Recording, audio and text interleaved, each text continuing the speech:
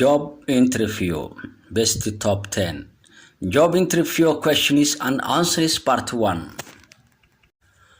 Su'aalaha la isweydiiyo xilliga interviewga ama shaqada. Tobanka su'aal ee ugu muhiimsan ee la isku weydiiyo xilliga shaqadoonka aad tahay ee aad maraysid interviewga. Tobanka su'aal ayaan soo gudbin doonaa qaybta koowaad maanta.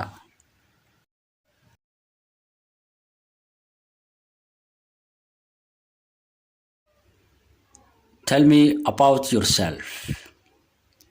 Tell me about yourself. This is the first question. This is a common question. Tell me about yourself.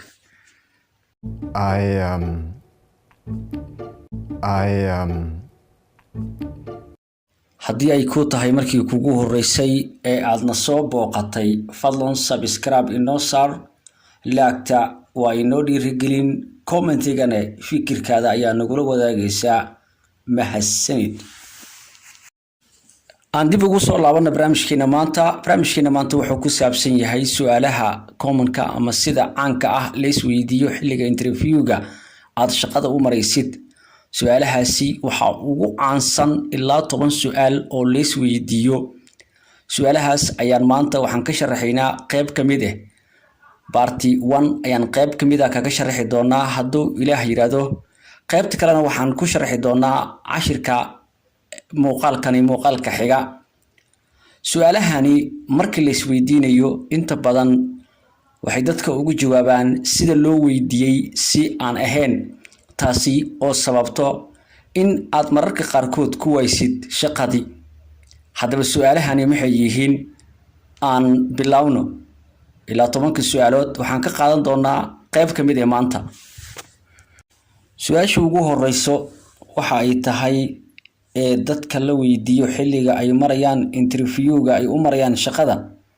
su'aasha ugu horeyso waxay noqotaa tell me about yourself. wax iga sheeg noloshaada. inta badan su'aashan haddii la weydiiyo dadka waxay ugu jawaabaan si ka duwan, balse sida inta badan saxda la isku raaco waa sidani. This is a common question for job interview. tani waa su'aal caan ah xilliga macnaha interviewga. haddii su'aashan lagu weydiiyo maxaad sameynaysaa?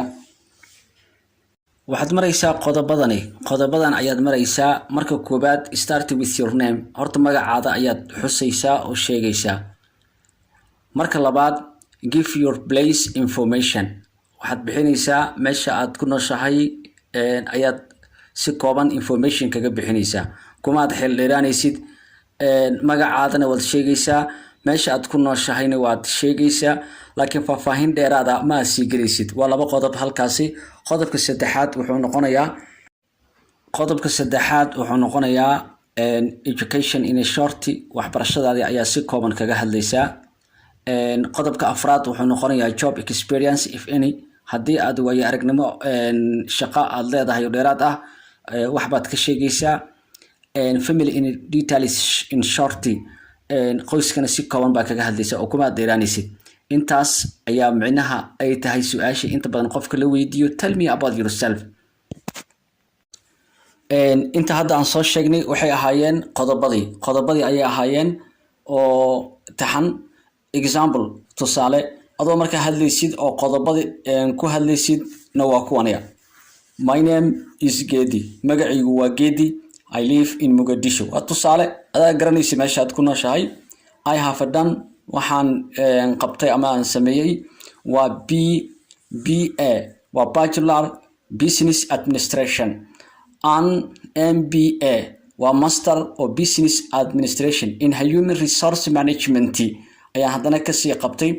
I have 2 years of experience. waxaan leeyahay 2 sano oo khibrad shaqo ah in HR oo Human Resource ah. and I have wife waxaan leeyahay house in my family in Mogadishu. qoyskaygana waxay ku nool yihiin Mogadishu. waa sida kooban oo tell me about yourself. wax aad ku xeel dheeraatay, wax faahfaahin dheeraada, wax dabeecadahaada kamaad hadlaysid. halii hore waxay ahaayeen qodobadii. kuwana waxa weeyaan example-kii sidaad u hadli lahayd. next question will be. su'aasha xigta waxay noqonaysaa sidani. why do you want to work at our company maxaad ku jeceshahay inaad ka shaqaysid companygeena so this is a very important question waa su'aal aad u muhiim ah qofka markaad u maato maxaad u doonaysaa inaad ka shaqaysid companygeena companygan meel walba markaas shaqada nooceeda ayaa lagu magacaabaya maxaad u jeceshahay maxaad u doonaysaa ama maxaad u jeceshahay inaad ka shaqaysid shaqadeena shuruudahana maraysaa laba qodob ayaad maraysaa marka koowaad tell them u sheeg what you like about the company waxyaabaha aad companygan ama shirkadani ku jeclaatay waxbaad ka sheegaysaa marka labaadna relate it to your long term career goals waxaad ku xijinaysaa guulihii aad soo gaartay ayaad ku xijinaysaa marka aan aragno marka sheego mudane it is a great privilege for everyone qof kaste si weyn ayuu u jecel yahay ama oo u danaynayaa to work inuu u shaqeeyo reputed company like yours company wanaagsan ama weyn sida companygaadoo kale qaybtaas waxaad ku sheegtay wixii aad companygaad ku jeclaatay inuu companygan company fiican oo weyn oo yahay qaybta qodobkii labaad oo ahayd wixii aad adigana soo long term career-kaada laga rabaa when I read about your company markii aan arkay wax ka akhriyay companygaada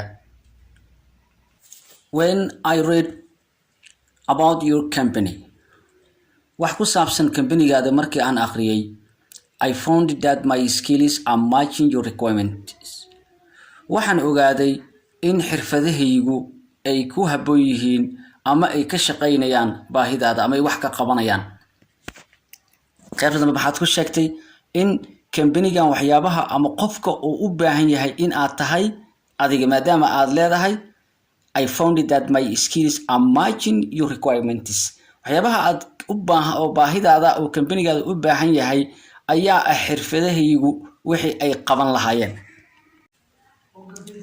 haddii si kooban aan u niraado maxaad u doonaysaa inaad ka shaqaysid companygeena jawaabtee oo waafiga ah waxay noqonaysaa in marka hore companyga aad wixii aad ku jeclaatay sheegtid marka labaadna in uu companyga u baahan yahay xirfadahaada ama aqoonta aad leedahay aad sheegtid labadaas ayaa loogu jawaabaa su'aasha ah maxaad u jeclaatay ama maxaad u doonaysaa in aad companygeyga ama companygeena aad u shaqaysid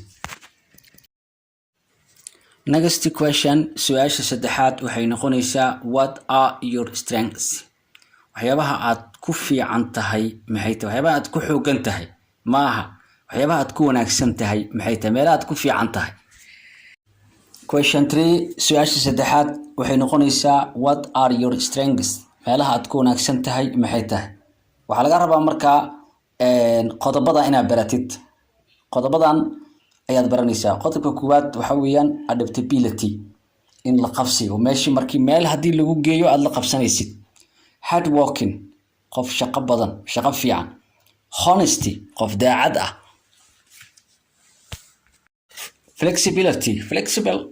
flexibility qof furfuran oo flexible ah oo meel kasta galaya oo aan qof xirxirneen aan ahayn meelaha aad ku fiican tahay waxa kamid ah optimistic and fast decision making yani qof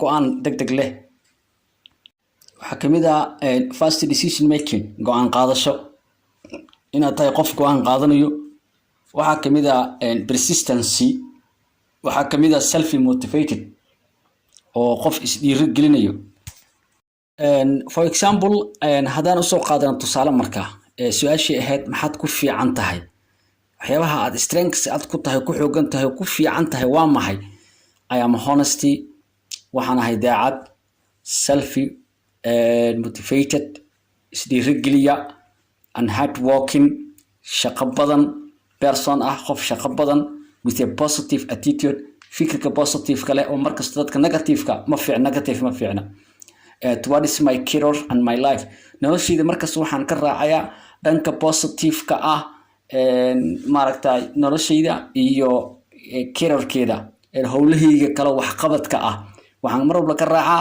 positive-ka noloshayda waxaan ka raacaa positive-ka haddii lagu su'aalo marka su'aashaas ahayd maxaad ku wanaagsan tahay intaas ayaad ka bixinaysaa jawaabtaas ayaad siinaysaa qodobadaasna waad baranaysaa in laga hadlo waa meelaha aad ku fiican tahay looma baahno ammaan dheeraad ah inaad la timaado inaad is ammaanto waxyaabo aadan sameeynin aad macnaha sheegtana ma fiicno. Next question su'aasha xigta waa maxay? Su'aasha xigta waxay noqonaysaa what are your weakness? maxay yihiin meelaha aad ku liidato? haddaba haddii lagu soo su'aalay meelaha aad ku fiican tahay iminkana waxa lagu weydiiyey meelaha aad ku liidato. runtii meelaha ay ku liidatayna waxaan noqonaysaa jawaab oo very important ah oo qofka la weydiiyo marka lagu weydiiyo meelaha dabeecadahaada iyo dhaqankaada iyo waxyaabahaasi iyo kama hadlaysid qaab kale looga hadlaya jirto. waxaan ku qaadan doonaa su'aashan jawaabteeda darsigani ama muuqaalka xiga. waad ku mahadsantihiin dhageysigiina. Thank you very much.